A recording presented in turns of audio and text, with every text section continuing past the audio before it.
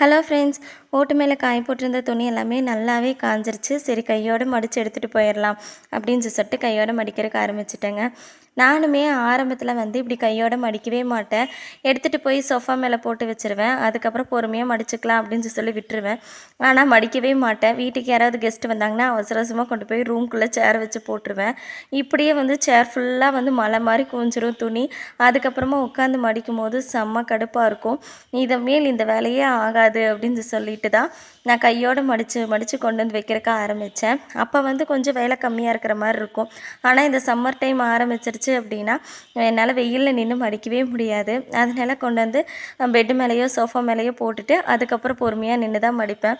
அப்படி மடிக்கும் போதுமே கடுப்பாக இருக்கும். ஏன்டா இந்த துணியை மடிக்கிறோம் அப்படின்னு சொல்லி தோணும். அப்போ என்ன பண்ணுவேன்னா அக்காக்கோ அம்மாக்கோ ஃபோன் பண்ணி பேசிக்கிட்டே செய்யும் போது அந்த வேலை ஆனதே தெரியாது. இந்த மாதிரி ஃபோன் பேசிகிட்டே பண்ணும்போது வேலை எப்படி ஆச்சுன்னே தெரியாது.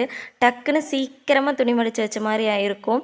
எனக்கு மட்டும்தான் இப்படி ஃபீல் ஆகுதா, இல்லை நீங்களும் இப்படித்தானா அப்படின்னு சொல்லிட்டு கண்டிப்பாக கமெண்டில் ஷேர் பண்ணுங்கள். இன்றைக்கி பார்த்திங்கன்னா காலையில் சாம்பார் வச்சுருந்தேன். அதுவே நிறைய மீதம் இருந்துச்சு. அதை சூடு பண்ணி வச்சுட்டேன். குழந்தைங்க ஸ்கூல்லேருந்து வந்ததுக்கப்புறமா தோசை ஏதாவது கேட்பாங்க, சுட்டு கொடுத்துர்லாம் அப்படின்னு சொல்லிட்டு சாம்பார் கொஞ்சம் நிறையவே இருந்துச்சு. காலையில் சட்னி இருந்ததை சாப்பிட்டாங்க. அதனால் சாம்பார் மீதம் இருந்ததுனால நைட்டுக்கு சாம்பாரும் தேங்காய் சட்னி ஏதாவது அரைச்சி கொடுத்துட்டோம்னா சாப்பிட்டுப்பாங்க. தேங்க்ஸ் ஃபார் வாட்சிங். Keep supporting me. பாய்.